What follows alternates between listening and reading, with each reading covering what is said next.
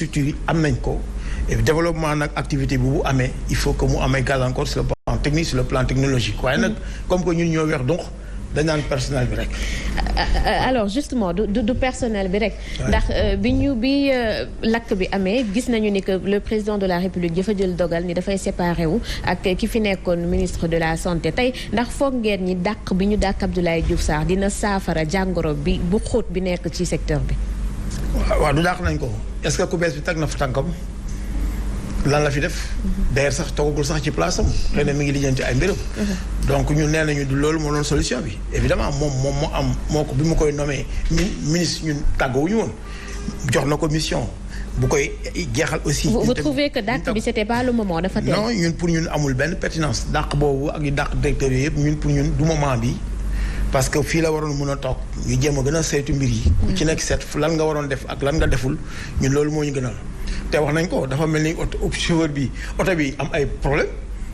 au lieu que nga jéem a seet problème yi nan lañ koy saafara pour oto bi mën a àgg fu mu jëm nga ne chauffeur bi wàcceel nga daal jël apprenti bi daal ni ko yow dawalal oto bi. loolu dong la. parce que docteur Marie Khemesse am nañ beaucoup de respect pour moom beaucoup de considération pour moom jàng na am na xëy na mën na fees place bi ak yooyu yëpp wante lépp li fi xew yëpp loxoom génnu si parce que bi Abdoulaye Diouf Sarr bi ñu ko nommé ministre de la santé. docteur Diack moo nekkoon directeur de la santé donc mu wàcce ko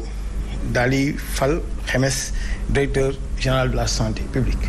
boobu ba léegi moo nekk ci lenge programme yëpp ci loxoom la nekk ak projet yëpp gis ngeen ci Covid bi ak yu mel noonu tànk yi mu ci doon dox ak ñeneen ak ñeneen donc ñoom mi nan la woon ba léegi. bu ñu la déggee dafa mel ni jële fi Diouf Sarr indi Marie Khemesse en fait changement amul.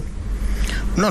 mais yow tamit nee nañ chauffeur bi moo fi nekkoon. ñu ne chauffeur bi wàccal oto bi daal jël apprenti bi ni ko. mais bu ñu la déggee nga ne lépp li nga xamante ne Diouf Sarr def na ko fi moom dañ ko ciy comptabiliser ndax mu ngi fi woon. on a l'impression que da ngay douter un peu ci le fait que mën na relever défi bu mag bi koy xaar. non du question douter ñun xam nañ ko.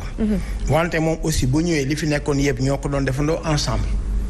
ba jëyee bi am. donc amul dara lu ko ci ump c'est vrai moom gère hôpital directement parce que ki nga xam ni moom moo yilifa Ousmane Dia mooy directeur général des amas de santé moom moo nekk kilifa kii tam yor hôpitaux yi donc noonu la chaîne bi nekkee mais ba tey moom mooy directeur de la santé directeur général de la santé nag programme de santé yooyu yëpp si ay loxo yi la nekk te daf si am aspect yoo xam dañ koy lëkkaloo en tout cas ñoom ñoo seq ministère bi parce que ñoom ñooy direction opérationnelle yi ñeneen ñi cabinet la ñu nekk foofu pilotage moo fa nekk mais pilotage bu amee aussi ñi nekk au plan opérationnel ñoom ñoo yor mbir yi di ko doxal donc ba tax na nag moom ci wàllu boppam comme ni mbër moomu doon wax daf si tax rip donc maintenant nag est-ce que moom dina am élévation maanaam dina gën a jóg boppam xam ni nekkatul foofu te mbir mi leneen la laaj ba pare li mu laaj aussi ñeneen ñi ko fa teg jox ko parce que président laaj moo ko fa teg xëy na mën na ko jox lu mu jox woon Diouf Sarr wala moom mu laaj lu nga xam ne Diouf Sarr laaju ko woon foofu lañ koy xaar pour que ñu def plus et mieux et non def sur place nekk fi rek comme li fi nekkoon ñu fi nekk noonu ñi fi newoon aussi wër ko comme ni ñu wëree woon Diouf Sarr encore alors ñuy dem nii ensuite gasal nit ñi pax ñu dugg si biir ñu ko suul leen ensuite tal keneen jiital keneen encore gasal ko ay pax ñu nekk ñu si loolu ñun dañu ni pour un système de santé performant cohérent motivant et mobilisateur léegi sax yokk nañ ci résilient encore boole si ñun foofu la ñuy waxee du pour caaginu Ousmane Dia moo fu nekk ministre wala Khemesse wala keneen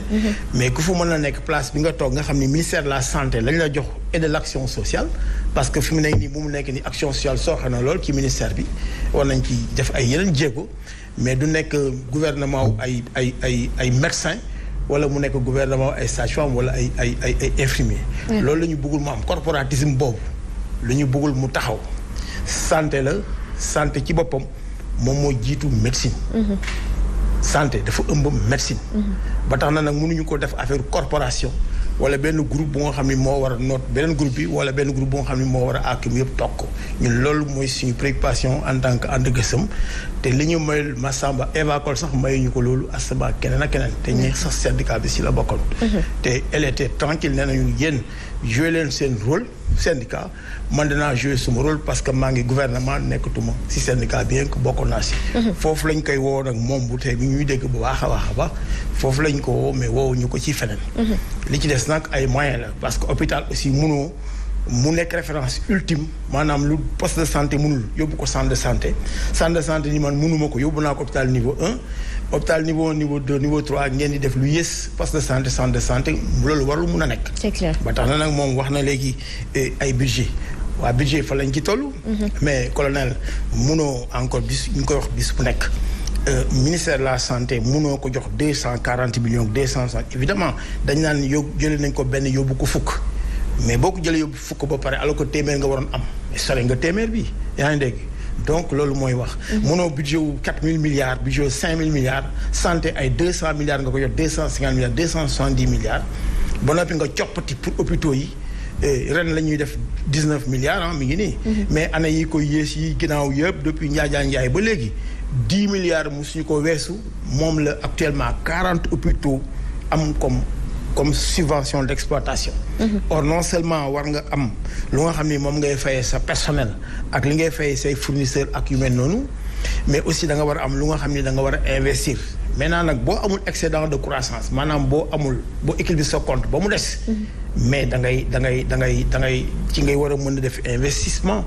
parce que mënoo jël xaalisu investissement donc di ko def exploitation mais xaalisu investissement moom ngay de mën a investir. donc loolu bu amul doo mën a jënd équipement yi la war te équipement yi dañoo gaaw a yàqu te dañoo leen gaaw a dépassé. loolu nag du ñoom. ministère des finances foofu la ñuy dut baaraam. parce que dañu ni réforme hospitalière ñu tutelle technique ministère de la santé tutelle financière ministère de l'économie et des finances. moo tax agent comptable yi ñoom ñoo nekk ci biir taxawal foofu ministère des finances. ministère de la santé yor technique bi. mais comme bi xam nañu xel ni comme bi war a ñëw ci hôpital ñëwul parce que egguñu sax 9% du budget. waaw hôpitaux yi am ay yooyu moo tax hôpital Pikine ay moins de 500 millions dem naa hôpitalu Kolda am yàggul daaw jéeg 375 millions defe na. soo ko divisé par 365 jours c'est presque moins d'1 million de dépenses par jour pour hôpital. donc voilà les véritables questions. il y a eu beaucoup d'efforts. mais gap yi dañoo kawe au niveau des ressources humaines au niveau des équipements et à tout point de vue. voilà bu ma ñëwaatee ci ñëw Marie Khemesse Ngom. wax nga ko ne nga continuité la mais est-ce que teeloo wax parce que bi yoon Marie moom mooy ki nga xam ne nii moom mooy yilifaate te bee dañ ko yilifoon. parce que nag bu fekkente dañ la yilif aussi am na ci ay décisions yoo xam te ni dañ ciy tënku doonte sax des fois àndoo ci. est-ce que teeloo jugé que ni continuité moo nar a am. non jugé wuñu non dañ ko ne ñun xaar ñu la fii fel lañ lay xaar bañ nañ ko ba sax ba suñu déclaration bi ñu def ànd gësam suñu communiqué bi dañu ni on l'attend sur des actes et non sur des proclamations d'intention c'est-à-dire nii laa war a def wala nangam parce que moom fu mu nekk nii nekkul ministre yow boo ñëw nekk ministre xëy na da ngay nekk di làmbatu mais moom fu mu toog làmbatu waratu ko. parce que bu jógee xam na fu muy teg tànkam xam na lu mu war a def loolu xam na ko maintenant li may wax mooy est-ce que moyens yi kële ñàkkoon est-ce que moom dina ko am yaa ngi dégg ensuite taxawaay bi ñu waroon taxawee ci yenn bërëb yi est-ce que dina mën a taxawaay mais moom gis nañ ko ni mu taxawee woon ci Covid bi ak langage de vérité bi nga xamante ni daf ko doon tenir Sénégalais ni su ngeen ñëwee su ngeen takkulee masque su ngeen demee kër docteur mën na am du ngeen ci génn parce que lal yi daanaka amatul et puis sax ñu jékki-jékki quelque temps kenn gisatu ko woon ñu jàpp ni peut-être que langage cru bi mu doon wax xëy na moo dérangé woon si jamono jooju ministère bi. waaw man xam nga ñoom seen mbir yooyu seen mbir. man nekkuma fii di wax moom fii la parce que moom dafay exécuter moom ci ay institution la doon moo tax ma ne la est-ce que teeloo tey jugé ni moom bu nekkee ministre aussi tamit day continuer liggéeyu Diouf Sarr.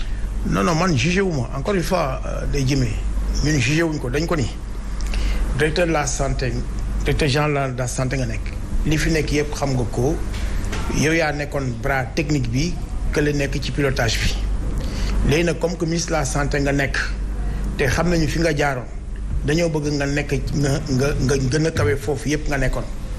nga xam ni nekkatoo directeur général de la santé mais da nga nekk ministre non seulement de la santé mais de la santé aussi et de l'action sociale. d'accord foofu lañ lay xaar. mais fu mu nekk nii amuñu ci benn xaar mu yàlla que ni lu mu mën ak lu mu mënoon. li mu doon d'accord ak lu mu doon d'accord parce que foofu si direction da ngay soumettre wala nga démettre.